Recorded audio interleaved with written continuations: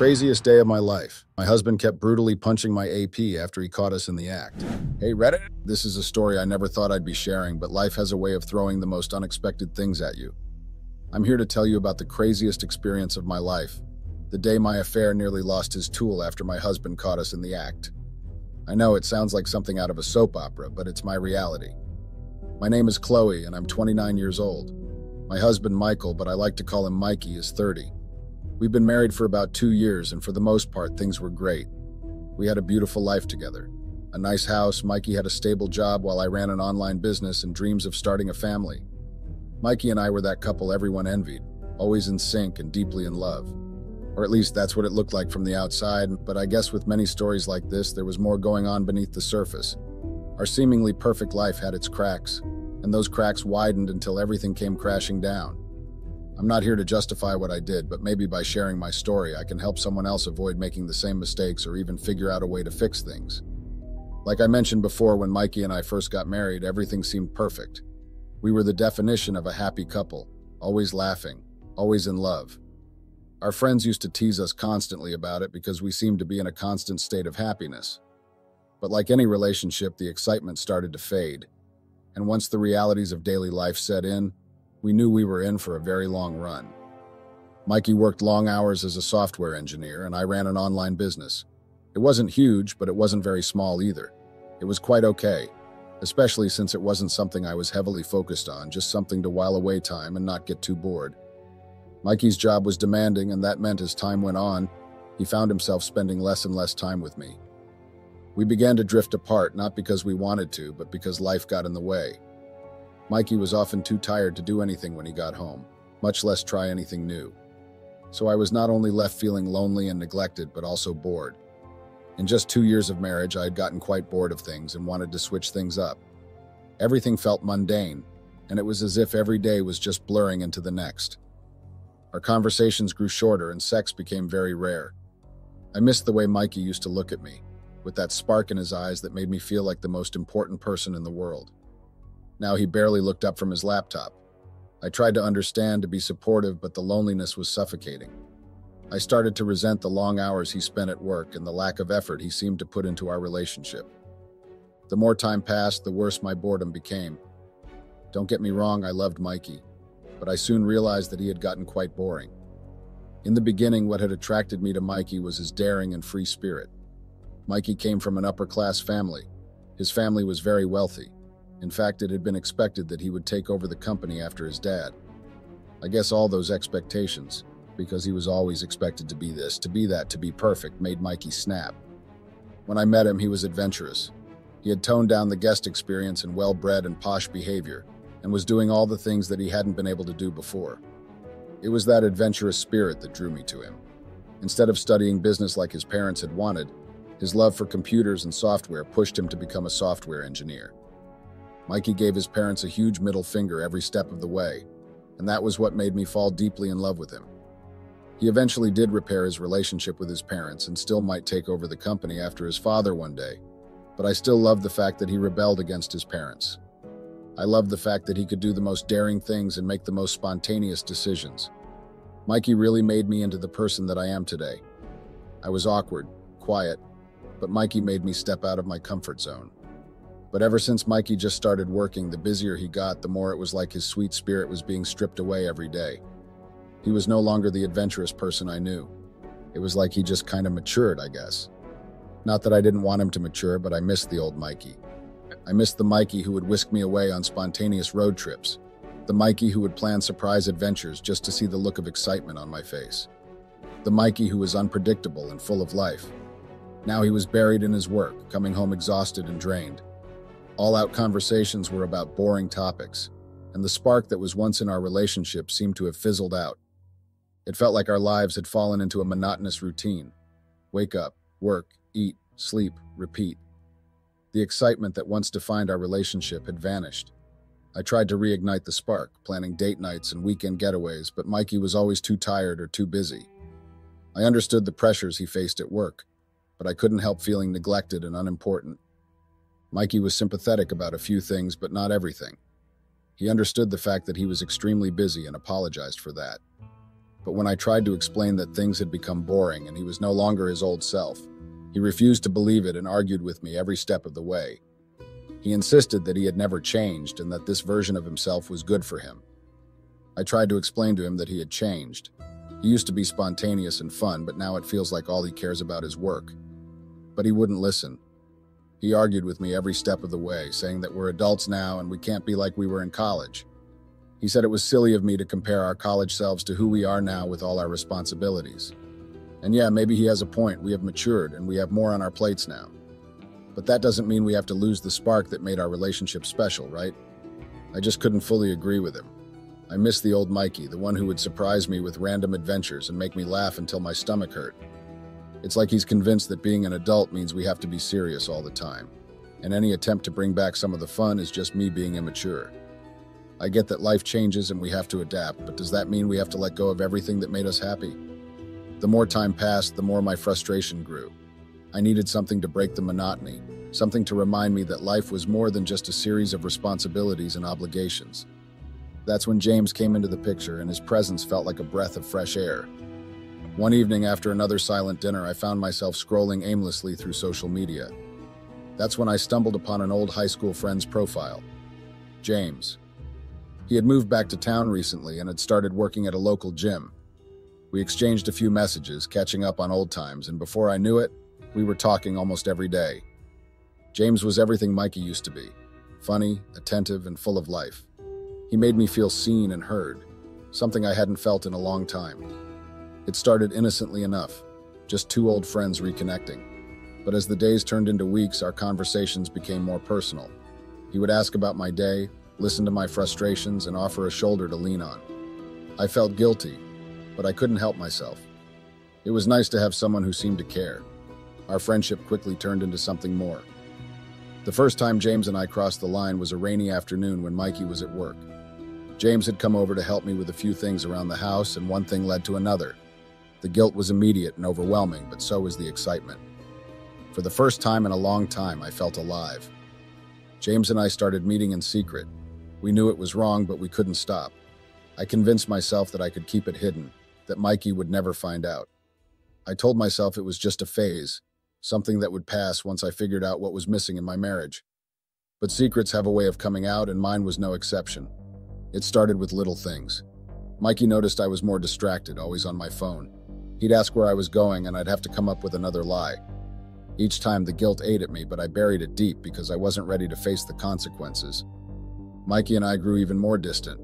I loved Mikey, but the boredom and loneliness drove me towards James, and the distance started to show in everything.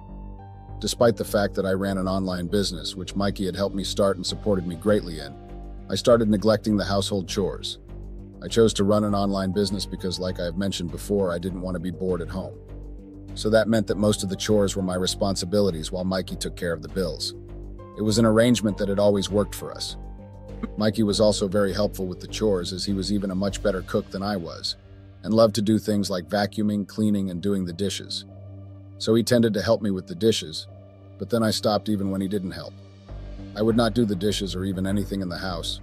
I was either out with James or talking to him on my phone. The neglect wasn't intentional at first. I told myself I was just busy, that the business was taking up more of my time. But deep down, I knew the truth. I was prioritizing my time with James over everything else. I just loved the way he made me feel alive again. Mikey noticed the change, of course. He would come home from work to a sink full of dirty dishes, laundry piled up, and an empty house. I would be out with James, claiming I was meeting a client or attending a business seminar. Mikey's patience, which had always been one of his best qualities, started to wear thin. Our conversations became short and tense. Mikey would ask if everything was okay, and I would brush him off with vague reassurances. The truth was, I didn't know how to fix the growing gap between us. I felt trapped in a cycle of deceit and guilt and unable to break free. Even when Mikey tried to help out more around the house, it didn't change the underlying issue. He would come home and cook dinner, clean up, and try to engage me in conversation, but my mind was always elsewhere. I was either thinking about James or planning our next meeting. Now that I think about it, I guess Mikey's efforts to bridge the gap only highlighted how far apart we had drifted. The day everything fell apart was like any other regular day.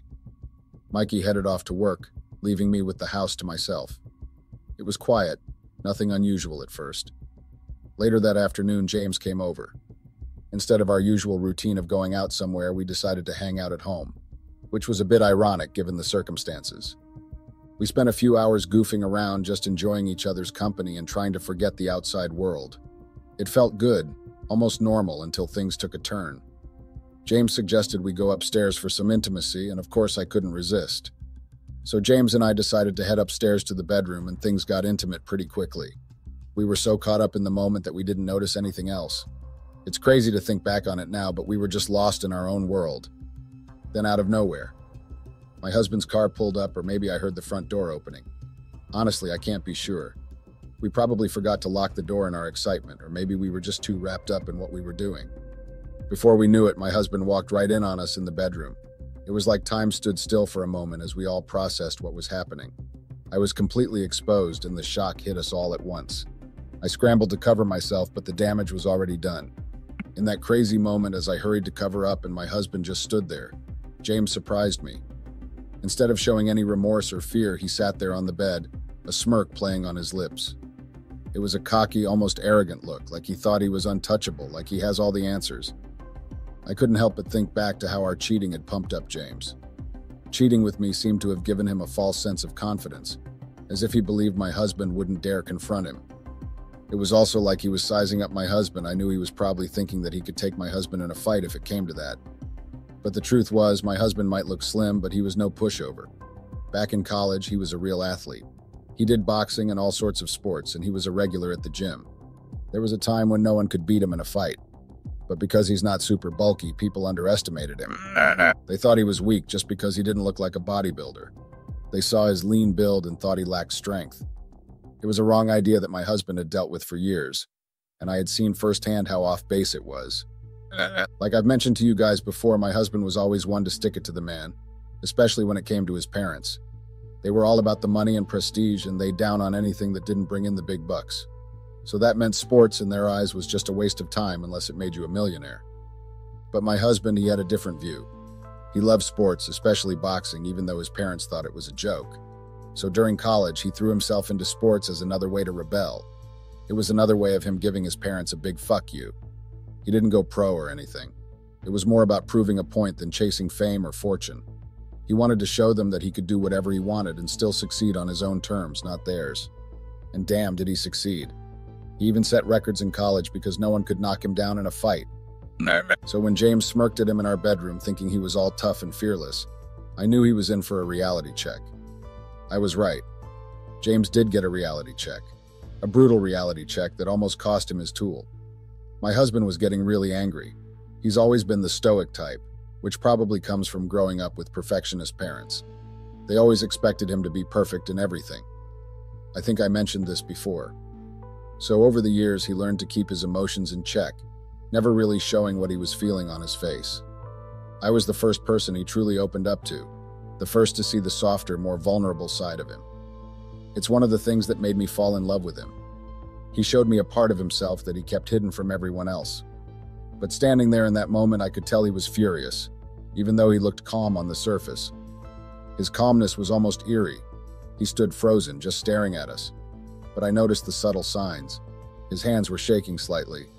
It was something James didn't pick up on, but I knew better. I knew my husband well enough to recognize when he was on the edge. James, on the other hand, seemed completely oblivious. He just sat there with that cocky smirk, thinking he had the upper hand. He couldn't have been more wrong. He had no idea what was coming his way. My husband's anger was like a storm building up. You couldn't always see it coming, but you knew it was there, ready to unleash its full force.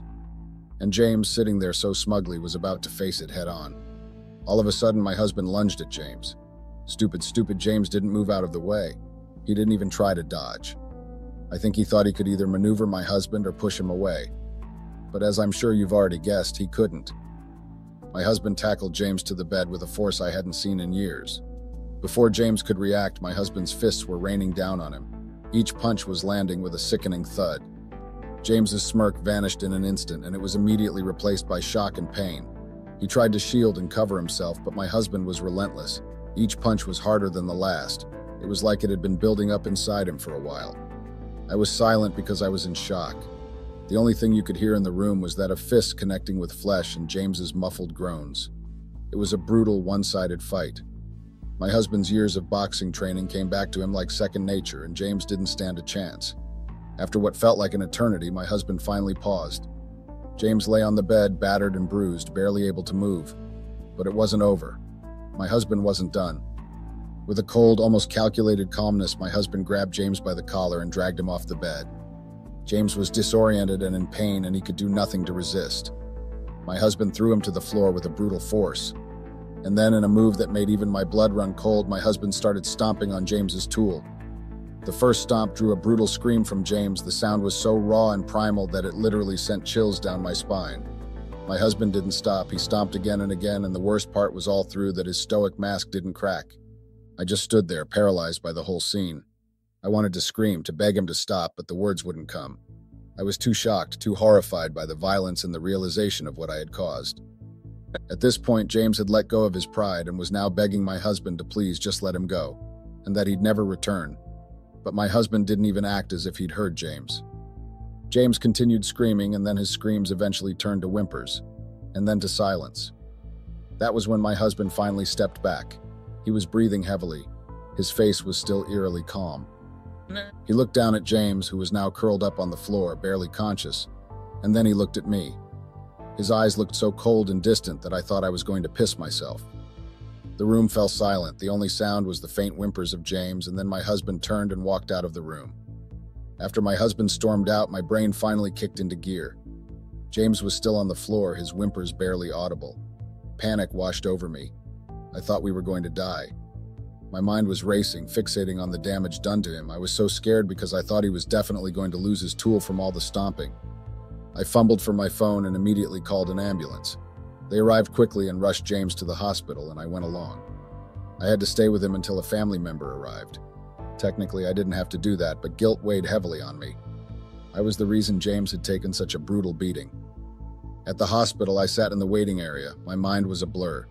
Nurses and doctors asked questions, but I refused to answer. When James's sister arrived, she bombarded me with questions too. But I couldn't bring myself to tell her the truth. I was too ashamed and terrified. What if they arrested my husband? Or worse, what if they arrested me? I didn't know how the law worked in situations like this, but the fear paralyzed me. I stayed until James's sister took over, then left before James regained consciousness. I couldn't face him because I knew I was the reason he was lying in that hospital bed. Before I left, I made sure to ask the doctors about his condition. They assured me his tool was intact, though badly injured.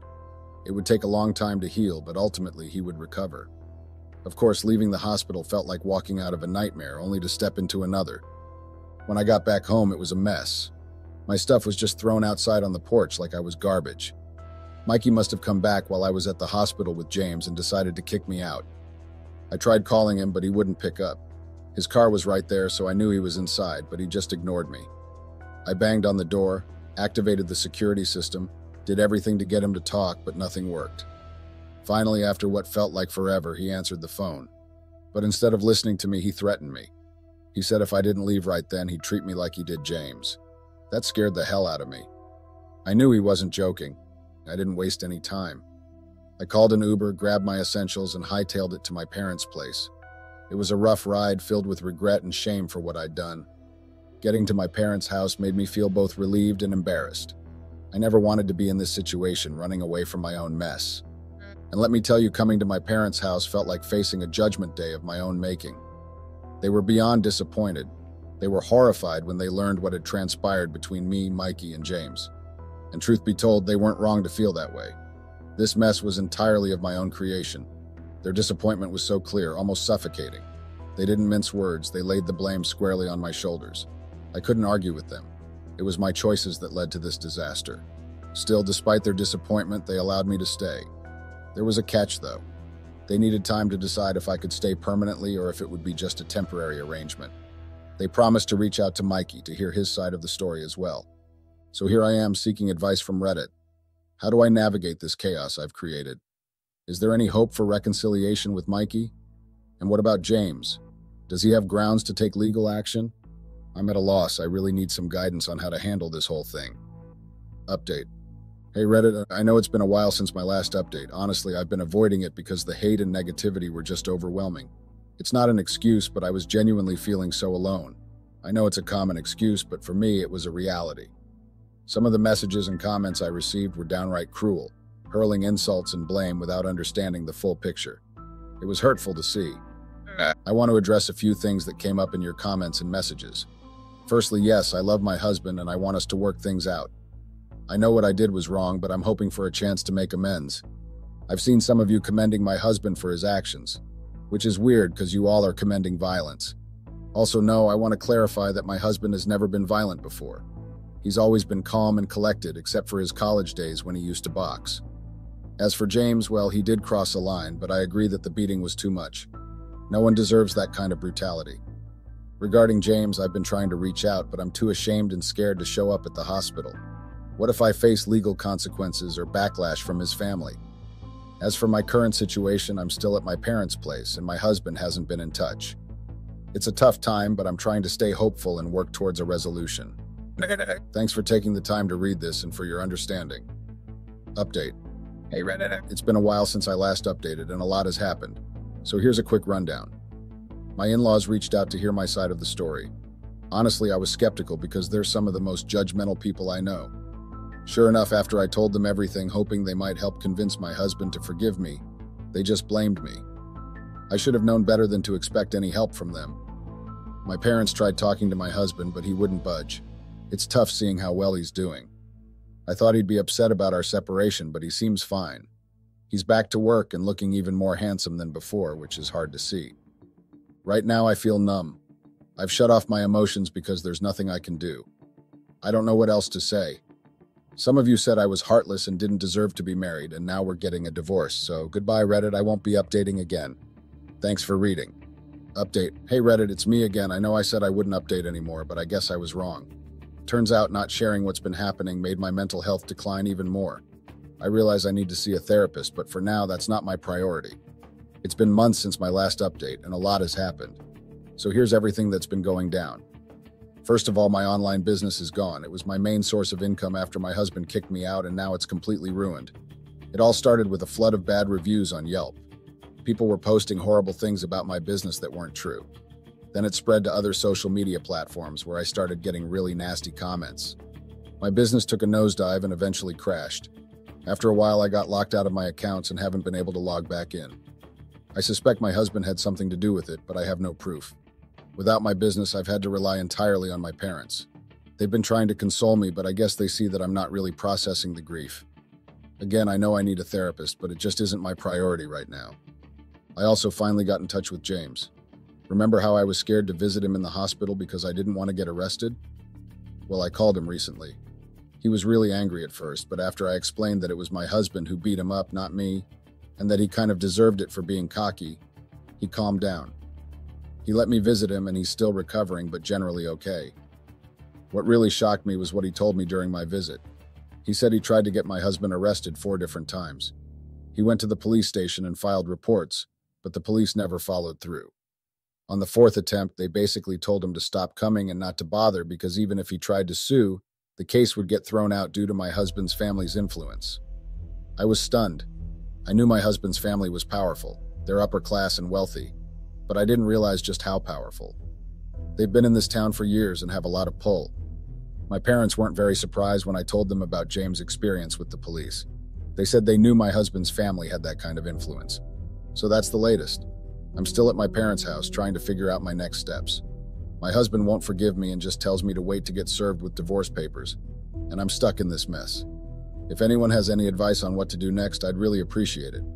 Thanks for reading. Update. Hey Reddit, it's me again. This is my final update. I'm probably never going to update after this because I'm now in therapy.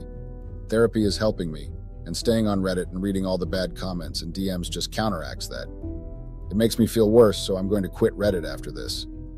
Maybe I'll make a new account just to read anonymously because I do like Reddit, but the hate is too much. First of all, the divorce has been finalized and I got nothing. Yes, I'm not joking, I got literally nothing. In my state, divorce is a big deal, and because we were only together for 2 years with no kids and no debts to split, I walked away with nothing. I was working while with my husband, so I wasn't a stay-at-home wife or anything of the sorts. I was disappointed, and so were my parents, but there's nothing else I can do. I'm still at my parents' place, living off them or leeching, I guess. I don't even know what to do next.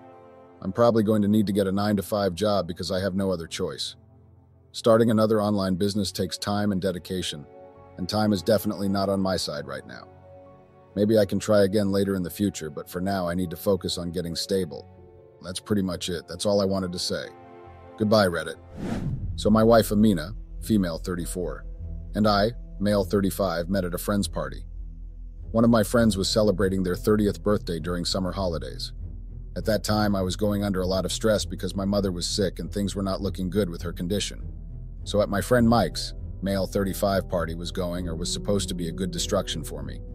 A few months passed, the love relationship was formed, and one thing I remember is that it was her birthday, so I had made a surprise dinner for her. Well, she had moved in with me the day she was a free girl. Her and my mother got along very well. Mother would say that she reminded her of Stacy, my sister. So she moved in with me because her abusive criminal was the one who owned the apartment she was living in. That time she had a class in college, so she was not home, which gave me enough time to prepare for her surprise birthday dinner. It was going to be just the three of us, which was my mother, her and I. Mother would always ask why I was not in a relationship with Amina because she loved her for me. I then decided that on that day I was going to confess my feelings for her. So when she came back later, we had a very nice intimate dinner and Mother excused herself, which gave me a chance to tell her how I felt. My palms were sweating. I kept rubbing them, praying that she would not reject my proposal. So I managed to put on my big boy shoes and brave face, then I told her how I felt. She went mute for a moment. Mind you, that time my knees were shaking. My mind was regretting my actions while my heart was relieved that I had taken out one thing that was weighing on me for the whole year. So when she came back to her senses, she told me that she was not expecting my confession, so I took her by surprise. I already knew that, but I needed just one answer. And that answer was if she was agreeing to be my girlfriend or not.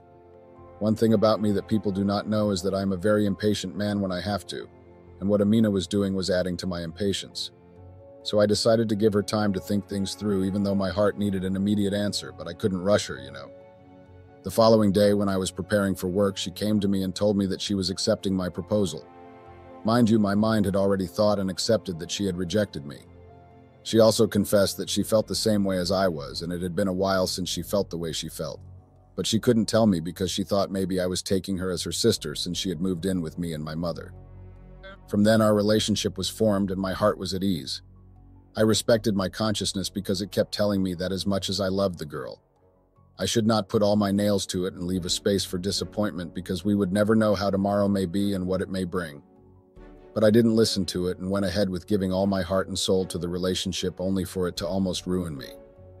I had no doubts about confessing my love to her. I was free, you know. I became free and forgot to leave the space for disappointments.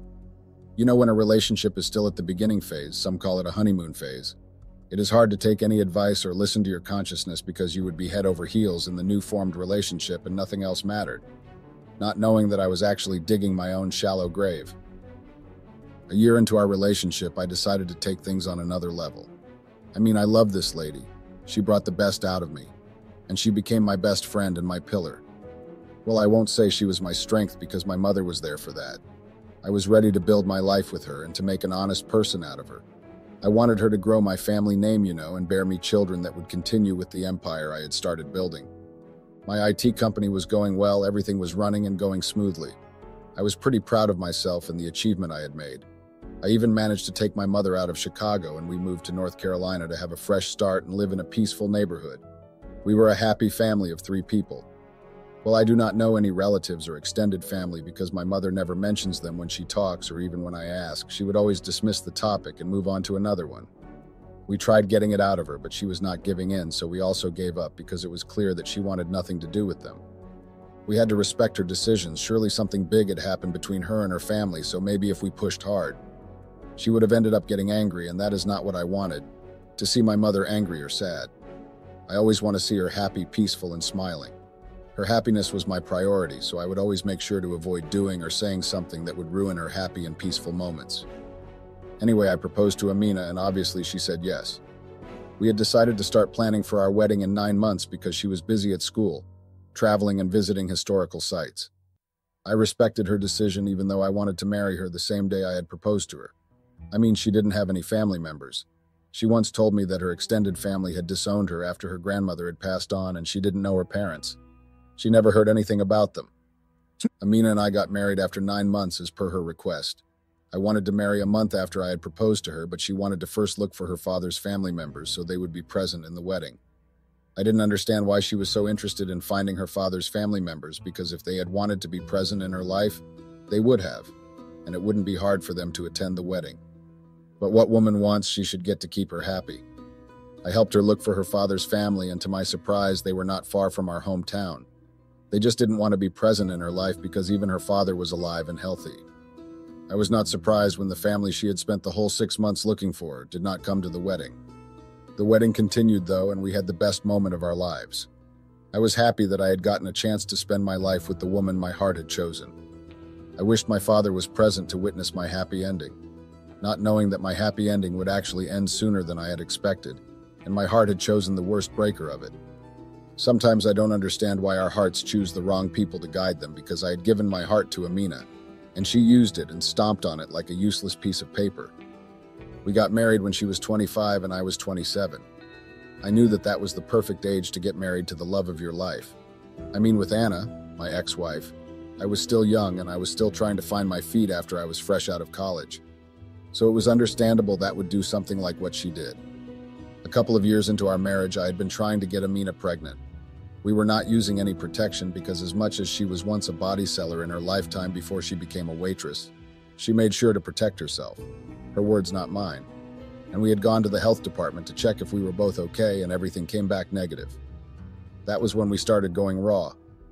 So I kept trying and trying to make her fall pregnant, but nothing was happening, which made me suspicious because if everything was fine with her, she would have gotten pregnant the time we tried for a baby. My mind kept telling me that she was hiding something. I didn't know what, but whatever it was sinister. But I trusted that she would never make me a fool, at least not like that. When I asked her why she was not falling pregnant because it had been months since we had started trying, she would always avoid the question and change the topic. The matter got worse when I had suggested that we went to the doctor to check efficiently if she was really fine, but she just busted and wanted to bite my head off. I then knew that something was smelling fish in her actions, but I couldn't tell her that. So I backed off, as much as I wanted a child to grow my family name and my legacy, but it was her body after all, and I had to respect her and her decisions. That time we were still living at home with my family. We decided to take her late sister's child and her grandmother to live with us because they wouldn't be able to take care of themselves or even live alone. Well, more like I came up with that idea.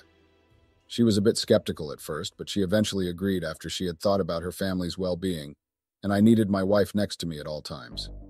But later found them their own place to stay along with someone who would be helping them. Time passed, I lacked in giving my wife every time and attention she needed because I was always busy. But when I got time, I would spend it with my wife. She understood that I was a busy guy, and that was what I loved the most about her. As much as she stayed home all day, she knew how to keep herself busy. She would do workouts in the morning and yoga afterwards before she starts her day. We would never have serious arguments nor fight, but we would argue about small things like decision-making. I mean, I was the man of the house. So one day she came home and told me that one of her friends was getting married, so she was asked to be the wedding planner. I didn't understand why that friend wouldn't do her own wedding planning or hire a professional planner. But I didn't tell her that because I wanted to avoid arguments. So during that planning of the wedding, she was going out a lot. Apparently, she had got friends at the college, so they were also helping her in planning. The only thing that was in her head was her friend's wedding, to a point that she had less time in the house. It was her and her newly found friends that I didn't even know about or know their names. My conscience kept telling me that something was smelling fishy and I had to pay attention to everything. My IT mind took control and I started bugging her phone because she was also acting strange. When I talked to my mother about it, she told me that it may be the planning pressure and nerve because a month had already passed of Amina planning the wedding, and she wanted everything to be perfect for her friend's big day. I didn't understand why she, her friend, didn't want us to hire a planner because it's every woman's dream to get a planner for their wedding. Or am I wrong? She was too obsessed with the wedding planning, or maybe that was what I thought. So I was busy tracking her phone's coordinates. I found out that she was spending a lot of time in one hotel in South Carolina. I got confused on what she was doing in South Carolina because there were boutiques and everything she needed here in North Carolina. That raised an eyebrow because she was no longer traveling to those historical sites that she was visiting to study. So one day she came back from the same hotel because that was what my computer was telling me. I asked where she was coming from. She told me that she was looking for a wedding dress, so she went to South Carolina because she didn't get the dress she liked around here. I didn't understand and believe her explanation because there was no dress that was being sold in a hotel in South Carolina. My suspicions grew more. My consciousness was telling me that she was cheating, and I had to find out who she was cheating with instead of planning for her friend's wedding. So one night I came back from work later than usual, so I couldn't join her and my mother for dinner.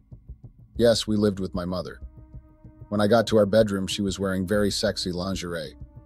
I was tempted in an instant. As much as I was tired, I couldn't resist her beautiful melanin body. One thing about Amina, she was really gifted when it came to the body. She had the most perfect body, and I loved every part of it. So we did the things that engaged people do, and it was really amazing as always. But that night she went extra, and I enjoyed every moment of it. And a whole 4 months passed of me waiting for my wife to at least take a break from the planning of her friend's wedding. My wife started coming back to being the Amina I fell in love with. We would spend most of our free time together going through our own wedding videos and pictures while mesmerizing about how beautiful everything was. We were in love again? Well, that was what I had thought, but nope, the girl had an agenda. Time passed and she went back to square one and came up with another lie because her friend was already married 4 months ago. This time she didn't even tell me that she was planning something, but she would say that she was going out with the girls, but when I tried calling her phone, but it went straight to voicemail. That raised the suspicions that I had already had. It really made me angry that my wife would actually betray me like that. I mean, I trusted her. Yes, I was no longer giving her enough time and attention because of work, but that didn't mean she should get attention on another man's arms. Was I paranoid? The way my wife had changed, it made me doubt my decisions of making her my wife and moving from the village to the city when we got married. I mean, it had been my dream to move to the north, but I had never thought moving to this side of South Carolina would actually change my wife. I had thought she was humble and quiet, but I had thought wrong. Another thing that I had noticed but never put my mind to was when I got home. She was no longer meeting me from my car to welcome me back home. Like she would wait for me at the door and give me a kiss. She would prepare me a nice bath after work, then it would be followed by a mouth-watering dinner. I fell in love with her every day. I appreciated the way she was treating me and giving me respect as her man. But all that changed over time. In fact, it changed to a point that she would leave me a note on a fridge or on top of the kitchen counter, notifying that she was going out with the girls, and I shouldn't wait up. I asked myself if phones were no longer working for her to write me a message on a piece of paper. I trusted her, you know. I had thought that since she was coming from a good family with good life lessons, she would follow and take what she was taught with her. When we started getting along, she was so humble, so precious and innocent. She made me vow to myself to never hurt her fragile and innocent heart. She made me put my arrogant self aside and think like a real man. Yes, I have been in relationships with different women, but none of them were a match to what Amina was offering and how she was treating me. Some of the women I had dated were just in a relationship with me for money. They loved what I was offering, not me as I was. And there was this other one that I had dated. She had a wife material qualities, just like Amina. I loved her, but I was still chasing dollars and didn't have much time with her, so she stayed until she got tired and decided to leave. I found out 2 months later that she was engaged with someone else. But when I found Amina, I saw that my previous girlfriend had nothing compared to her. Amina was the full package of wife material. She brought the best out of me. She made me value time and give her attention she needed without even trying. One thing I appreciated and still appreciate about my ex-girlfriend was that she was never afraid to raise her concerns and had warned me so many times about my obsession with work. She told me that she was getting tired of having to wait for me every time when I had to chase the papers. She even told me her fears, expectations, and the type of man she wanted in her life. She was never afraid to tell you the truth as it was, just like Amina, but Amina never raised her concerns. She would just keep quiet and pretend like everything was fine when they were not. She preferred bottling things up in her chest and not sharing them with me as her partner. I know I was not a perfect husband, but I needed her to open up. I noticed that I was losing my wife and our marriage was slowly going from tolerance to nothing. She came back looking drunk, greeted me, and went to our bedroom suite. She didn't even look me in the eyes or offer me a kiss. It was like she was guilty of something. So I decided to check her phone, and to my surprise, she had changed her passcodes, which raised eyebrows to me because she had never changed her passcodes. I mean, she was my wife, we trusted each other, meaning there should be no secrets between us. She knew my passcodes, even my bank pins. That was how much I trusted her. So I took it upon myself to find a way to throw away her phone because it showed that she was definitely hiding something, and I was yet to find out. I prayed that it wouldn't be something that would jeopardize our relationship and break our marriage. I actually prayed that my intuitions were wrong and my wife was not doing sinister things that would jeopardize what we had. We would engage in intimacy maybe 2 or 3 times a week. I am complaining at least I was getting something rather than nothing, you know. A couple of months later, she started showing signs of pregnancy. She was glowing, gaining weight, exhaustion, and vomiting. I had hoped that she was pregnant because I had been begging her to give me a child, but she would ignore me or change the topic. When I saw that her sickness was constantly continuing, I decided to take her to the doctor, which was when we found out that she was indeed pregnant. I don't want to lie, I was extremely happy. I was ecstatic. It was like a dream come true. 9 months later, the child was born. That was the very best day of my life. She had given birth to a very cute baby boy. My love for her grew, you know. I had thought that she had upped my pride as a man. I loved the child. I even vowed to myself that my child would never suffer while I am still around and kicking. Our relationship was back again, and we were very much happy. Baby Oliver, the child, was my greatest joy and my pride. You know when a person says they love the child to a point that you would even take a bullet for him. 1, 2, and 3 years passed. I had been trying to have at least some connection with this child. Like he wasn't like those kids that get happy when they see their daddy. He behaved like an adopted child. It somehow worried me and broke my heart to see that my son was not even trying to have a relationship with me whilst young. But I continued to love him nonetheless, despite everything that was happening. I still had love for the child and hoped that he would eventually accept and know that I was his daddy. The worst part is that we even went to the doctor to check what was going on with the child because it was really unusual. One day my mother asked to speak to me privately, so I obliged and landed her my ears. She then asked why I was this blind. At first I didn't understand her question up until she told me that the child doesn't even look like me or anyone in my family. Another thing, he was not even resembling his mother. He may have his mother's few features, but confirms that he was her child. But he was just nothing like her. At first, what my mother told, it was really hard to believe, and having to come to terms that the child wasn't mine. I became ignorant to a point that I even told my mother to stop saying things that do not need her. I was rude to my mother and even took her back to her old house so she can live at home. I didn't know until it was too late. One day as I was going to a certain restaurant, I saw her with a man in some restaurant. They were cozy, and even a small child would see that those people were in a relationship. Mind you, when I looked at the man, he looked exactly like baby Oliver. I won't say I was heartbroken, I was shuddered. When she came back from where she was with her baby daddy, I confronted her. I simply asked her whose child I was taking care of because it wasn't mine. She first threw tantrums, telling me that I didn't trust her and all that. Then I told her that I saw her in a certain restaurant. She tried denying, but I gave her my phone so she can see the picture that I took as evidence. I then told her that the following morning we were going to run some tests, specifically DNA tests. She shouted, called me names, and even tried to break things in the house, but I stopped her. I told her that if she believed that the child was mine, she wouldn't act like a crazy woman and give me what I wanted. The following day we did the test, then waited for the whole week to get the results back. When they came back, my mother's intuitions were right. I was not the father of the child. It was already obvious because the child didn't even look like me, but I still went with everything just to ease my conscience. I looked at my wife with a lot of disgust and disappointment. I was angry at the fact that she had fooled me. She made me a fool and a mockery, and made me take responsibility for a child that was not mine. How cruel can women be? For the whole 3 years of the child's life, I was busy taking care of someone else's child. What angered me the most was the fact that she, Amina, my wife, was still seeing her baby daddy behind my back. She had no shame to even meet up with her AP in public while she was wearing her wedding ring.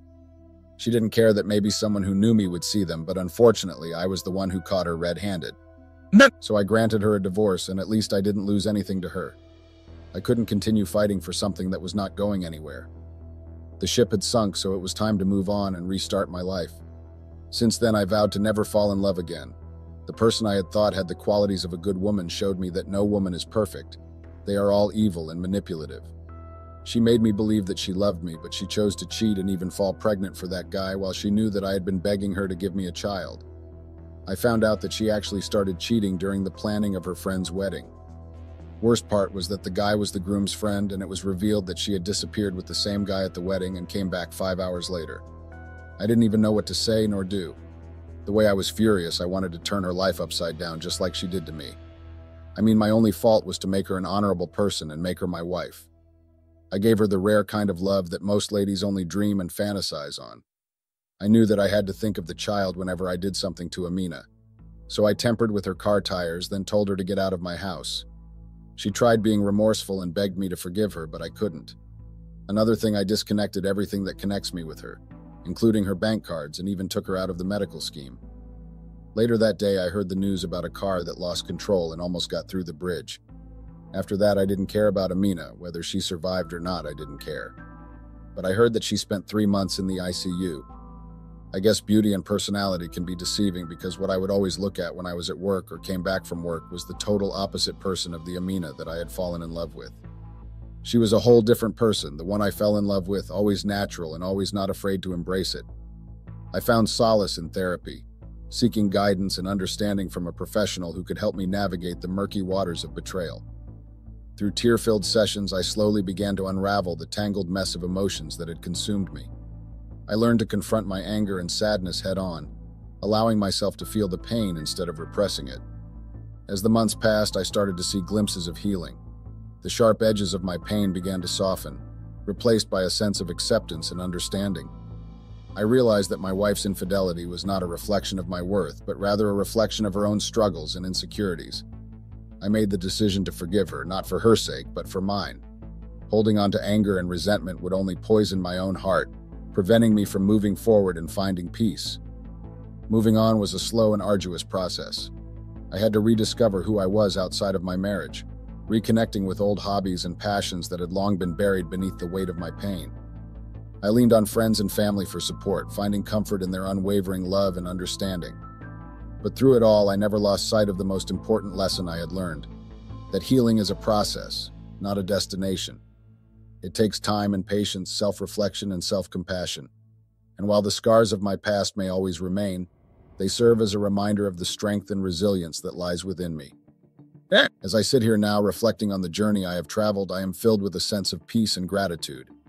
I am grateful for the pain that forced me to confront my deepest fears and insecurities. I am grateful for the love and support that buoyed me in my darkest moments. And above all, I am grateful for the opportunity to start anew, to rebuild my life on a foundation of self-love and acceptance. So here I stand, a survivor of betrayal and heartbreak, a testament to the resilience of the human spirit. And as I look towards the future with hopeful eyes, I am reminded that the best is yet to come. Please tell me how I can move on from this. How do I trust another woman in my life? I need your advice.